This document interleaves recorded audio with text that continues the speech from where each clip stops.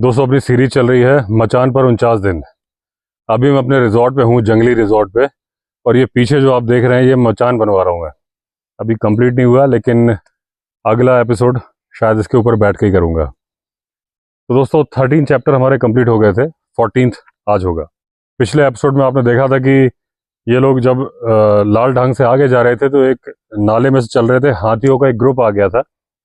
उसमें से एक हाथी इनके पीछे पड़ गया था क्योंकि इनके साथी श्याम ने गुलेल मार दी थी। इन्होंने तीर मारा था उसके पैर में, वो भाग गया था, लेकिन उसके बाद दोबारा लौट आया था।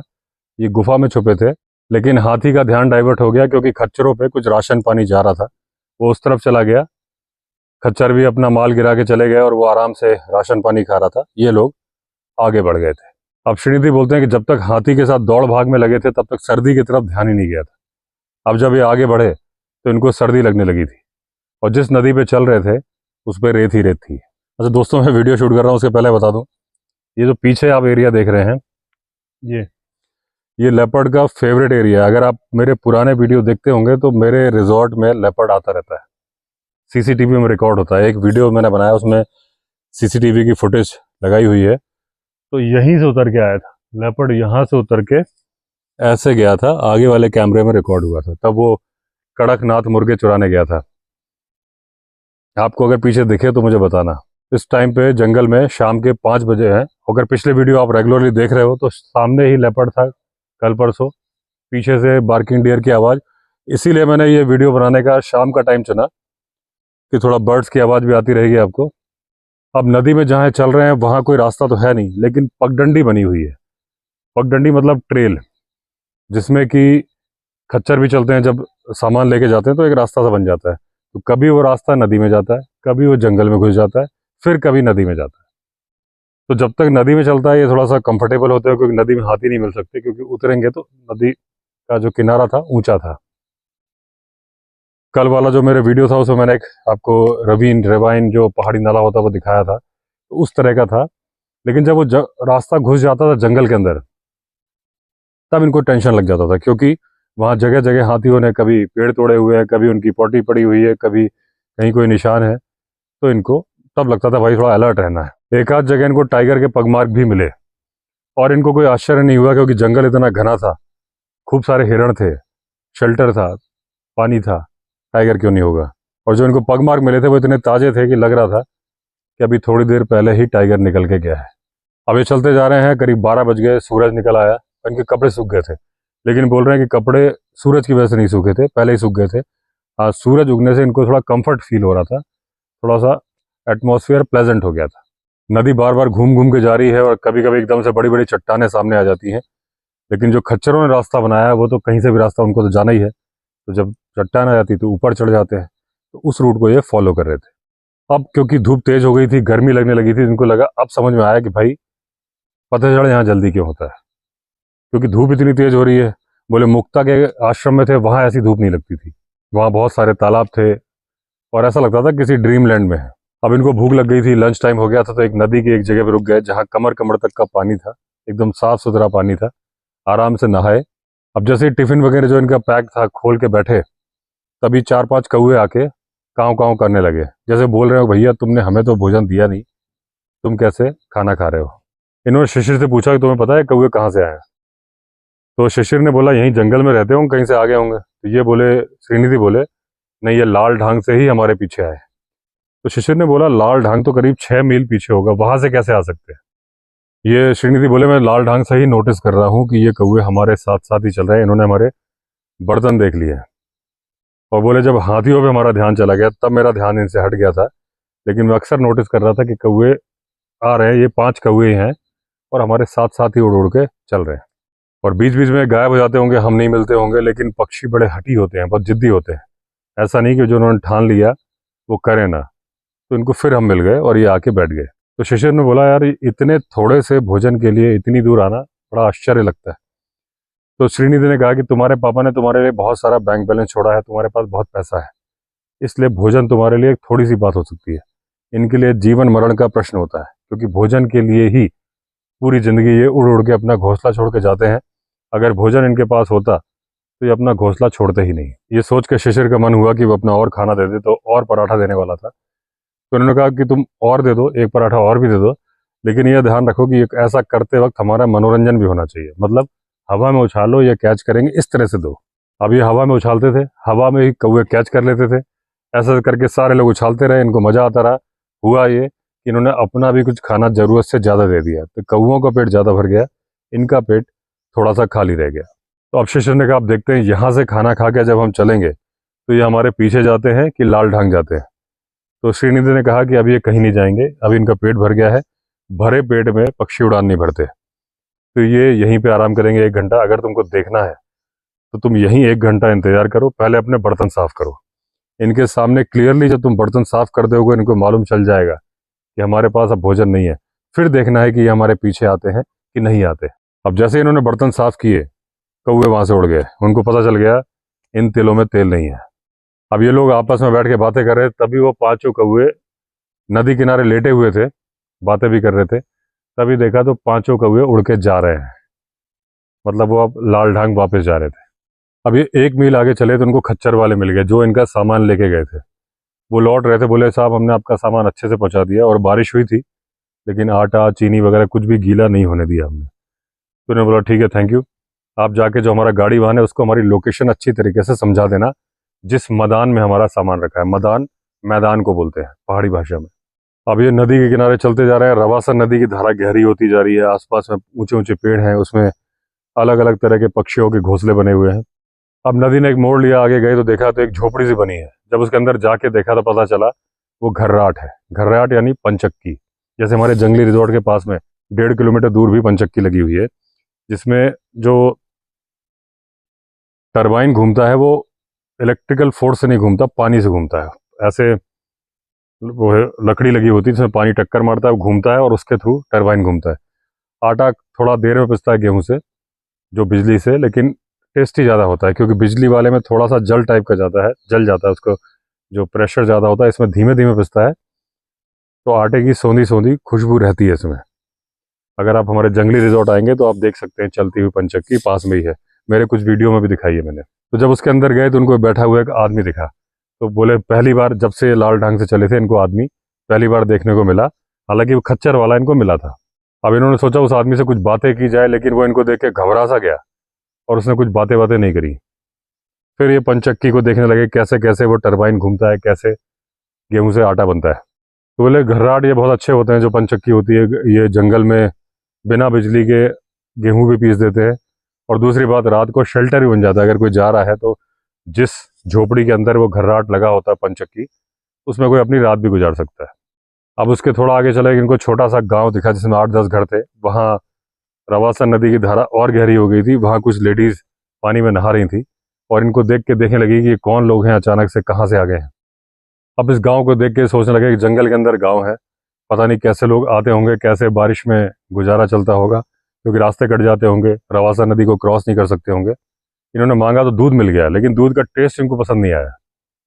वो क्योंकि वहाँ के जो पत्ते अलग तरह के पत्ते खिलाते हैं और लोग, और जिस तरह के बर्तन में रख के करते थे, कुछ ज़्यादा सफाई नहीं होती थी, तो दूध की क्वालिटी ख़राब नहीं थी, लेकिन टेस्ट बड़ा ख़राब था, और उस वैसा ही घी का भी टेस्ट होता है। जब ये वहाँ से चले थे तो मुक्ता ने ये बात उनको बताई थी, इसीलिए इनके साथ में 1 टीन घी रख दिया था।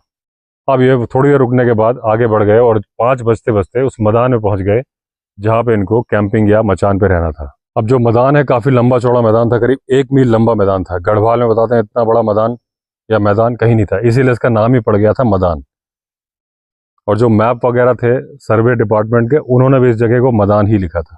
थोड़ी थोड़ी दूर पर खेत थे, उनमें धान के और इस तरह के पौधे लहला रहे थे, और इसके वेस्ट साइड में बहुत घना जंगल था, जिसमें अगर अकेले जाओ तो भटक जाओ रास्ता, इतना घना जंगल। इस इलाके में हाथी नहीं है, लेकिन टाइगर, भालू, स्लॉथ बेयर और लेपर्ड यानी बघेरा बहुत है, और कई बार ये मैन ईटर भी बन जाते हैं। अब थोड़ी दूर पे इनका कैंप लगा था, लेकिन इनका मन नहीं किया कैंप में जाए, तो वहीं कुछ चट्टानें थी, वहीं बैठ गए, वहीं खाना खाया और वहीं सो गए। सुबह उठ के कैंप में गए, देखा तो वहाँ पे बड़ा अच्छा लोकेशन थी जहाँ कैंप लगा था, और वहाँ पे 3 आम के पेड़ भी थे, जो कि पुराने वो बूढ़े पेड़ हो गए थे, उनमें अब मोर नहीं आता। मोर मतलब जो बौर आता है ना, जो आम के फूल होते हैं जिसके बाद आम लगता है, वो नहीं आता, मतलब वो पूरी तरह से जंगली पेड़ बन गए। और ये बोल रहे हैं कभी किसी राहगीर ने ही इनको लगाया होगा कि यहाँ पे लोग आम खाएंगे, सींचा भी होगा, इसके पास ही क्या पता वो कुटिया बना के रहा हो, और जब देखा हो कि इनको खुद पानी ये पीने लगे हैं तो क्या पता वो राहगीर चला गया हो, क्या पता वो यहीं मर गया हो। और आम के पेड़ जब तक फल दे रहे थे तब तक तो दूसरे राहगीरों का इनमें इंटरेस्ट था आम तोड़ने के लिए। अब जब तक इसमें फल नहीं आते तब कोई ध्यान नहीं देता इनकी तरफ, और राहगीर दूर से ही निकल जाते हैं। ये जगह इनको इतनी सुंदर लगी कि 30 दिन तक इन्होंने इसी में मचान बना के रह गए। 2-3 दिन तक तो केवल मचान को ठीक करते रहे, फिर तीसरे दिन ये घूमने निकले, और वो जो गुजर लड़की मिली थी शकीला 12 साल की, उसने एक झरने के बारे में बताया था, तो उस झरने को घूम के आ गए। शकीला के पिता का नाम रहमान गुजर है, वो बहुत अच्छा शिकारी है। जब वो जवान था उसने बताया कि 1921 में भोपाल में प्रिंस ऑफ वेल्स जब शिकार के लिए आए थे और लाल कोठी पे रुके थे, तो ये उनकी जो शिकार वाली टीम था उसमें गया था, और जो उन्होंने लेपर्ड मारा था वो एक्चुअली इसने मारा था। पहले इसने गोली मार दी थी, बाद में उन्होंने मारी थी। यही होता था दोस्तों, पहले जो राजा महाराज जाते थे अक्सर ये होता था कि उनके साथ शिकारियों की टीम जाती थी। महाराज साहब इधर से गोली मारते थे, उधर से शिकारी पहले से ही गोली मार देते थे, और वो शिकारी खुद ताली बजाने लगते थे कि वाह महाराज साहब, क्या आपने निशाना मारा है। जब सभी लोग बोल रहे थे तो महाराज साहब भी बोलते थे। कई बार उनको पता होता तो उनका निशाना नहीं लगा है, और वो कहते थे हाँ लग गया लग गया। और कई बार अच्छे शिकारी होते भी थे। तो लेकिन जनरली ये होता था कि अगर महाराज साहब का निशाना चूक गया, या जो अंग्रेज आ रहे हैं उनका निशाना चूक गया, साथ वाले ने मारा, क्रेडिट मिलता था उन साहब को जो अंग्रेज साहब थे। और वो जो अंग्रेज आए थे भोपाल में, उनका नाम था पॉइंटर साहब। और इन्होंने एक बात नोटिस करी कि रहमान के पास जो नॉलेज था जानवरों के बारे में वो 1 नंबर का था। लेकिन रहमान भोपाल से इधर आ गया था और उसे शिकार से विरक्ति, मतलब अब उसका मन नहीं करता था शिकार करने का, तो वो उसने यहाँ आके खेती चालू करी बैलों से, फिर भैंसें खरीद ली, तो खेती से भी इनकम होने लगी और दूध बेच के भी उसकी अच्छी खासी इनकम होती थी। अब ये दूध रहमान से ही लेते हैं, दूध की क्वालिटी में इनको कोई डाउट नहीं है, बढ़िया दूध आता है। और ये जो शकीला है यही लेके आती है, 1 फरलांग लांग के आती है जंगल को, लेकिन जानबूझ के उसने अपने पापा से बोला है कि मुझे ये ड्यूटी दो, क्योंकि उसको कहानियां सुनना बहुत पसंद है। और ये जो शिकार की कहानियां जो सुनाते हैं, फिर जो इन्होंने मचान बांधा हुआ है इस पर भी काफ़ी देर बैठती है, उसको मज़ा आता है मचान के ऊपर बैठने पे। और वो केवल कहानियां सुनती नहीं है, वो अपनी कहानियां भी सुनाती है, क्योंकि भैंसों के चक्कर में उसके घर के आसपास तो टाइगर लेपर्ड आते ही रहते हैं। तो वो अपने पापा के शिकार के किस्से और ये जब जो जानवर आते हैं उनके बारे में श्रीनिधि उनके साथियों को बताती थी। तो उस दिन आई तो वो जल्दी जाने लगी थी। उन्होंने कहा क्या हुआ, आज मचान पे नहीं बैठोगी? बोली नहीं आज नहीं बैठूंगी। तो बोली अब्बा बीमार पड़ गए हैं, आज उनकी तबीयत ठीक नहीं है, तो मुझे जल्दी जाना है। तो ये बोले फिर हम तुम्हारे साथ चलेंगे, तुम्हारे अब्बा की तबीयत देखेंगे, और जैसे तुम हमारे मचान पे बैठती हो हम तुम्हारे मचान पे बैठेंगे। अब वहाँ गए, उन्होंने उनके जो खेत थे उसके चारों तरफ की बाढ़ देखी, तो कई सारे उसमें छेद वगैरह थे, उसमें खरगोश डियर वगैरह आसानी से आ सकते थे। इन्होंने कहा जो डियर आते हैं वो बताओ कहाँ से आते हैं। तो वो ले गई एक जगह, बोली ये जो झरोका सा बना है इसमें से डियर आते हैं। तो ये बोले झरोका नहीं है, ये तो फंदा है, डियर को पकड़ के मारने के लिए फंदा लगाया गया है। तो ये बोले डियर यहाँ से नहीं आते होंगे, यहाँ तो फंस जाते होंगे, दूसरी जगह बताओ कहीं और से भी आते होंगे। तो शकीला बोली वो बाढ़ को कूद के आते हैं। इन्होंने कहा ये तुमने सही बात बोली, 10 फुट ऊंची बाढ़ है, भागते भागते तो डियर इतना ऊंचा कूद लेता है, लेकिन पास से इतना जंप नहीं मार सकता। शकीला बोली कैसे भी करते हो, चाहे दौड़ के आते हो चाहे पास से कूदते हो, लेकिन वो कूद के आ जाते हैं। अब इन्होंने कहा शकीला से तुम आराम करो, तुम दिन में भी काम करती हो रात में भी काम करो, अच्छा नहीं, हम बैठेंगे मचान पे और पहरा देंगे। तो शाम को तो गुलेल मारने का शौकी था, वो तो हाथी को गुलेल मार देता था। तो गुलेल से मारते रहे, शोर शराबा करते रहे, मजे करते रहे, और कोई भी जानवर नहीं आया। अब शेखर इनके पिताजी का इलाज कर रहा था। ये लोग रोज मचान पे बैठते, क्योंकि इनको तो मचान पे वहां भी बैठना था अपने कैंप पे, यहाँ भी इनको मचान मिल गया। इनका पर्पस होता जानवर देखना, तो इनको मजा आता था। और धीरे धीरे गांव वाले भी आने लगे, और ये बोले स्वभाव से कोई बुरा नहीं होता, अगर ढंग से बातचीत की जाए सारे अच्छे होते हैं। तो वही हुआ, धीरे धीरे उनकी बातचीत होने लगी, तो वो लोग मदद के लिए आने लगे कि अगर रहमान की तबीयत ठीक नहीं है तो हम बैठ जाएंगे तुम्हारे खेत में। तो इनको भी रखवाली पे नहीं बैठना पड़ा, ये मचान पे ही बैठे रहते थे अपने दूसरे, और गांव वाले बारी बारी से रखवाली करते थे। एक दिन सुबह के 5:30 बजे थे, और शकीला ने चिल्ला चिल्ला के पूरा इनको शोर मचा के इनको जगा दिया। वो बोली कि आ जाइए, वहाँ पे एक सुअर मार दिया है, फंस गया हमारे यहाँ, और हमारे तो किसी काम का नहीं है, आप लोग के काम आ जाएगा। तो श्रीनिधि ने बोला भोली लड़की, तुझे इतना भी नहीं पता कि हम लोग वेजिटेरियन हैं, हम लोग मांस नहीं खाते हैं, तो जो तुम्हारे काम नहीं आया वो हमारे काम कैसे आएगा। ये देखिए बर्ड्स की आवाज़ आ रही है, ये शाम के टाइम बर्ड्स आती है, वैसे लगातार बोले तो कॉल भी होती है, इसका मतलब लेपर्ड के चांसेस है पीछे। तो शकीला बोली कि हमारे यहाँ मुसलमानों में तो सूअर का मांस हराम है, लेकिन हिंदुओं में तो हराम नहीं, हिंदू तो खाते हैं, तो आप तो खा सकते हो। तो ये बोले हमारे लिए तो हर तरह का मांस हराम है, हम कोई भी मांस नहीं खाते। अब वो बड़ी आश्चर्यचकित हो गई, ये कैसे शिकारी है जो कि मांस नहीं खाते, फिर ये शिकार करने क्यों निकलते हैं जंगल में।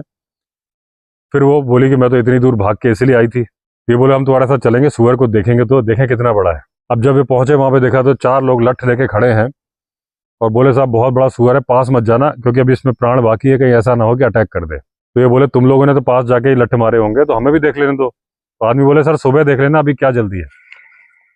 ये आवाज आ रही होगी आपको। तो ये बोले दिन निकलने में आधा घंटा बाकी है, इतनी देर हम वेट नहीं करेंगे। इनके पास जो टॉर्च थी 5 सेल वाली, जैसे ही वो टॉर्च मारी सारे लोग चिल्लाए बघेरा बघेरा, वो भागे। बघेरा मतलब लेपर्ड।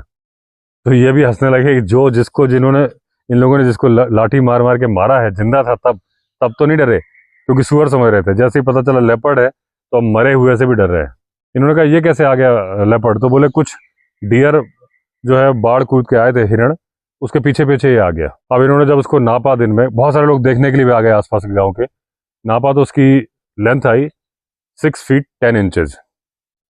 और बाद में शकीला ने उनको दे दिया कि आप रख लो, इसकी स्किन आपके काम आएगी। अब श्रीनिधि को ध्यान आया कि मुक्ता को अगर गिफ्ट करूंगा तो बड़ी खुश होगी। अब कोई खाल उतारने वाला नहीं मिला इनको गांव में, तो इन्होंने पहले कभी उतारी नहीं थी, लेकिन डॉक्टर शेखर तो डॉक्टर थे, तो उनसे इन्होंने फिर उतरवाई खाल। सारे लोग साथ में लगे। अब इन्होंने एक एंड से दूसरे एंड तक बड़े बड़े सावधानी पूर्वक उसको काटा कि ताकि स्किन खराब ना हो। फिर उसको वॉश किया नदी में जाके, फिर उस पर फिटकरी लगाई और फिर सुखाया।